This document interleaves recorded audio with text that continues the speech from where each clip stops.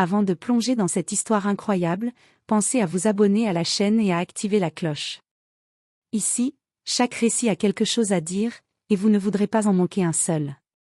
Le soleil de septembre frappait durement le chantier situé sur les rives boueuses du Mississippi.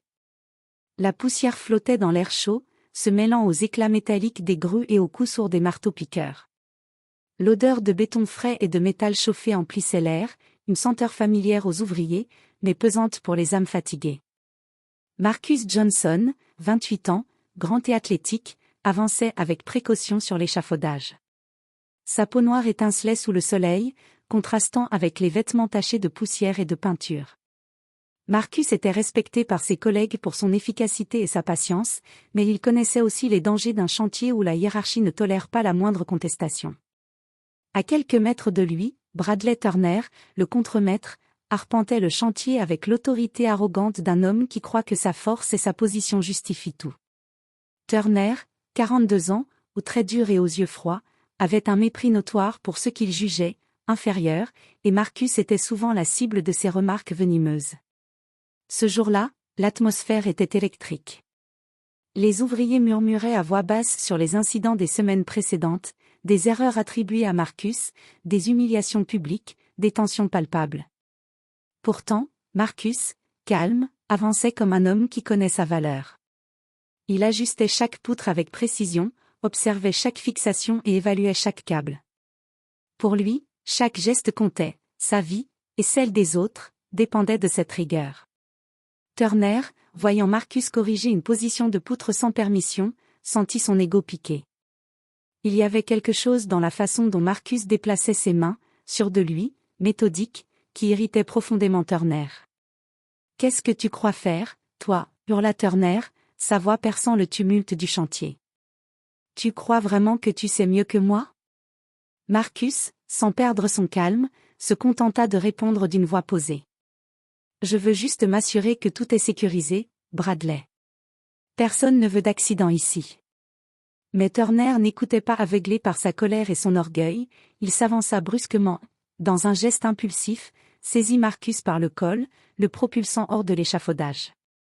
Le temps sembla ralentir. Les cris des ouvriers se transformèrent en un bourdonnement lointain. Le cœur de Marcus battait à toute vitesse alors qu'il chutait dans le vide, chaque seconde étirée par la peur. Puis, presque miraculeusement, le destin intervint. Une poutre mal fixée par Turner lui-même intercepta la chute de Marcus, amortissant son impact. Le souffle coupé, le corps secoué, Marcus était vivant. La poussière retombait lentement autour de lui, comme un voile qui cachait la gravité de l'accident. Turner, choqué et incrédule, se tenait au bord de l'échafaudage, incapable de croire ce qu'il venait de provoquer. Ce jour-là, le karma, invisible mais puissant, avait commencé son travail. Marcus venait d'échapper à la mort, et l'histoire ne faisait que commencer. Le soleil déclinait doucement sur le chantier du Mississippi, projetant des ombres longues et tremblantes sur les échafaudages et les poutres métalliques. La journée avait été épuisante, chaque ouvrier courant entre le béton frais et les grues hurlantes, mais Marcus Johnson avançait avec un calme presque surnaturel. Chaque pas sur l'échafaudage semblait calculé, chaque geste précis. Pour lui, le chantier n'était pas seulement un lieu de travail, c'était un terrain où la compétence et la prudence pouvaient sauver une vie. Bradley Turner, le contremaître, arpentait le chantier avec son arrogance habituelle, surveillant les ouvriers d'un regard perçant. Ses bottes martelaient le sol comme un rappel de sa supériorité. Marcus savait que ce type d'orgueil pouvait mener à des désastres, mais il devait rester concentré. Tout commença avec un simple ajustement. Une poutre métallique, mal alignée par Turner lui-même, penchait dangereusement. Marcus, remarquant le défaut, s'approcha pour la repositionner. « Et qu'est-ce que tu fais là » hurla Turner en le voyant toucher la poutre. Marcus leva les mains, comme pour montrer qu'il ne cherchait pas le conflit. « Je veux juste m'assurer que ça tient. La sécurité avant tout, Bradley. » Turner serra les poings. La voix de Marcus, posée et assurée, résonnait comme un affront à son autorité. « Je t'ai dit de ne rien toucher. Tu crois savoir mieux que moi, espèce de... » Avant qu'il ne finisse sa phrase, Turner se précipita vers Marcus, le saisit par le col et le projeta violemment par-dessus le bord de l'échafaudage. Le cri de Marcus se mêla au hurlement des ouvriers, figés dans un mélange de terreur et d'incrédulité. Le vent siffla autour de lui alors qu'il chutait, chaque seconde semblant durer une éternité. Et puis, le miracle. La poutre mal fixée, cette même erreur que Marcus avait tenté de corriger, intercepta sa chute. Le choc fut brutal, mais il survécut, tombant à genoux dans un nuage de poussière et de débris. Ses vêtements étaient déchirés, son corps douloureux, mais sa vie était intacte. Turner, au bord de l'échafaudage, était figé. Ses yeux lançaient des éclairs de rage et de peur mêlés. Jamais il n'avait envisagé que Marcus puisse survivre à un tel acte. L'humiliation commençait déjà à s'insinuer dans son esprit, pour la première fois, il n'avait pas le contrôle. Marcus, haletant mais conscient, se releva lentement. Il regarda Turner avec un calme qui contrastait avec la tempête dans les yeux du contremaître. Ce regard disait, « Je suis vivant, et tu vas devoir répondre de ça. » Ce jour-là, une ligne invisible fut tracée. Marcus venait de survivre à une tentative de meurtre, et Turner venait d'ouvrir la porte à un retour de karma qu'il n'avait jamais imaginé. Le chantier, témoin silencieux de cette tragédie, continuait son activité bruyante, ignorant que la véritable tempête ne faisait que commencer. Les jours qui suivirent l'incident furent lourds de tension sur le chantier.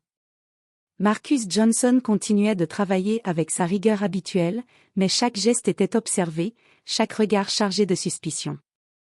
Turner, lui, ne parvenait pas à oublier l'humiliation. L'idée que Marcus ait survécu à sa tentative délibérée de le faire tomber le rongeait jour et nuit. Chaque matin, Turner surveillait Marcus de près, cherchant la moindre occasion de le rabaisser devant les autres ouvriers. Il le faisait courir sur des tâches impossibles, le surchargeait de travail, à chaque erreur minimale, le ridiculisait avec un sarcasme cruel. « Marcus, regarde-moi ça, c'est toi qui devrais tomber, pas la poutre », lança Turner un matin, les ouvriers se crispant autour.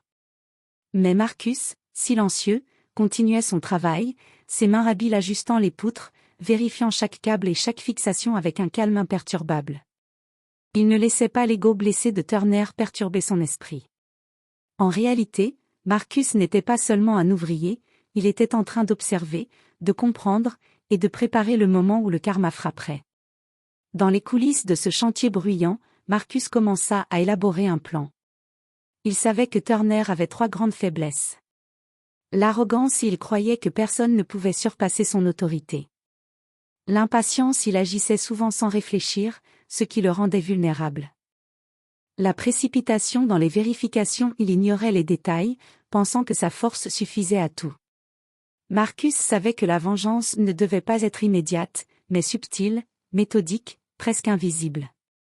Il commença à ajuster les mécanismes de sécurité et à observer le chantier avec une précision quasi scientifique, notant chaque mouvement, chaque erreur potentielle de Turner. Il passait ses pauses à réfléchir, planifiant comment transformer la force et l'arrogance de Turner contre lui-même, sans jamais recourir à la violence directe.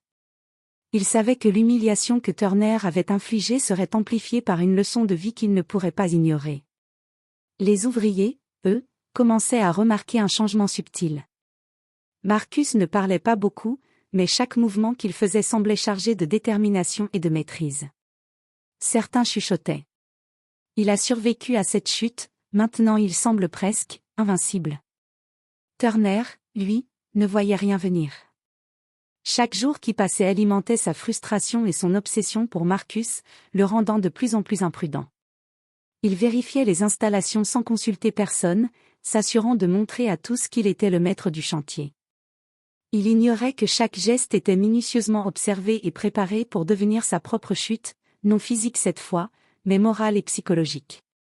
Ce chapitre se termine sur une tension palpable, Marcus a survécu, Turner est obsédé et arrogant, et le destin commence à s'aligner. Le moment du retournement approche, et personne sur le chantier ne pourra ignorer ce qui va arriver. Le vendredi suivant, le chantier était en effervescence. Un énorme conteneur métallique devait être installé au sommet de l'échafaudage principal, et la tension était palpable. Marcus Johnson, calme et concentré, supervisait l'opération avec la précision d'un chef d'orchestre. Chaque câble, chaque poulie, chaque fixation était vérifiée et revérifiée. Ses yeux parcouraient le chantier comme ceux d'un stratège, anticipant les moindres imprévus. Turner, lui, débordant de confiance, intervint dans les préparatifs. Il voulait montrer à tous qu'il restait le maître, prêt à corriger ce qu'il considérait comme des excès de prudence de Marcus. « Laisse-moi faire, Marcus », cria Turner en s'approchant du container. « Tu ne sais pas de quoi tu parles. » Marcus resta silencieux. Il savait que Turner était impatient et impulsif, et cette arrogance allait être sa faiblesse. Il continua de donner des instructions aux ouvriers, tandis que Turner inspectait le câblage seul, ignorant les vérifications minutieuses de Marcus. Lorsque Turner monta sur la plateforme pour examiner le container, Marcus sentit que le moment était arrivé. Il avait ajusté certains câbles de sécurité de manière subtile mais stratégique. Si Turner intervenait sans précaution, il serait confronté à un danger qu'il n'avait pas anticipé. Turner, sûr de lui, ne se rendit pas compte que sa précipitation et son arrogance l'avaient rendu vulnérable.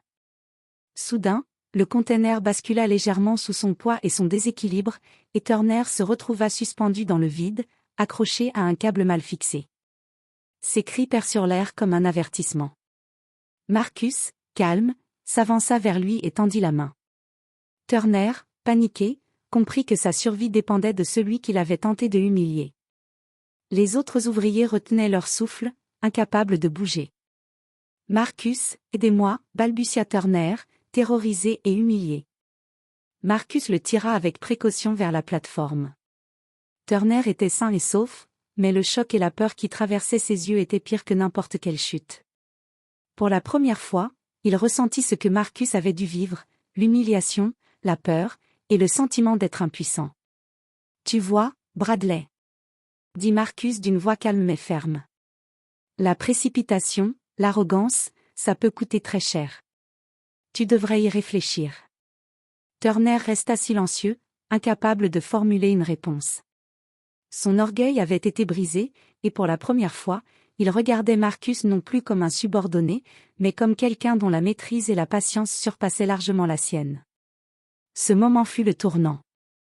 Marcus n'avait pas cherché à se venger par la violence, il avait laissé le karma agir de manière intelligente, subtile et implacable. Le chantier tout entier avait été témoin d'une leçon de vie gravée dans le métal et la peur. Aucune arrogance ne pouvait triompher de la compétence et de la patience. Après l'incident du container, le chantier était silencieux. Les ouvriers regardaient Marcus et Turner avec un mélange de respect et de stupéfaction. Jamais ils n'avaient vu Turner dans un état aussi vulnérable. Son arrogance avait été brisée en quelques secondes, remplacée par une peur sincère et un sentiment de honte profond. Turner, le visage pâle et tremblant, évita d'abord le regard de Marcus. Il savait qu'il avait frôlé la catastrophe et que sa propre imprudence aurait pu coûter la vie à plusieurs personnes, y compris la sienne. La leçon qu'il venait de recevoir était bien plus sévère que n'importe quelle humiliation publique. Il avait expérimenté la peur, l'impuissance et le regret. Marcus, de son côté, resta calme. Il ne laissa pas la colère guider ses actions. Au lieu de cela, il montra à tous que la patience, la compétence et le discernement pouvaient triompher de la violence et de l'arrogance. « Bradley » dit Marcus doucement, la voix posée mais ferme, « tu as appris quelque chose aujourd'hui. Ce n'est pas à moi de te punir, mais tu dois comprendre que chaque geste a des conséquences. » Turner, incapable de détourner le regard, hocha lentement la tête. Sa voix tremblante trahissait sa sincérité. « Je suis désolé, Marcus. Je n'aurais jamais dû agir comme ça, ni envers toi, ni envers quiconque. » Marcus esquissa un léger sourire, une expression de pardon mais aussi de fermeté. La peur et l'humiliation ne sont pas des armes efficaces. Mais maintenant, tu sais que le respect et la prudence valent plus que l'orgueil. Au fil des semaines suivantes, Turner changea radicalement. Il devint un contremaître juste, plus attentif et respectueux envers ses ouvriers, surtout envers Marcus. Il comprit que la véritable autorité ne réside pas dans la peur ou la force, mais dans l'équité, la compétence et la sagesse. Les ouvriers, témoins de cette transformation, commencèrent à regarder Marcus non seulement comme un collègue, mais comme un leader silencieux, capable de transformer une situation de mort et de haine en une leçon durable. Marcus, pour sa part, continua à travailler avec le même calme et la même précision, conscient que sa survie n'était pas un simple coup de chance, mais le résultat de sa vigilance, de sa patience et de sa maîtrise de soi.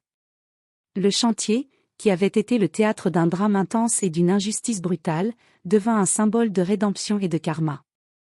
Marcus avait montré que la véritable force réside dans le contrôle de soi, la patience et la sagesse, et que la justice peut s'imposer d'elle-même, parfois plus efficacement que n'importe quelle vengeance.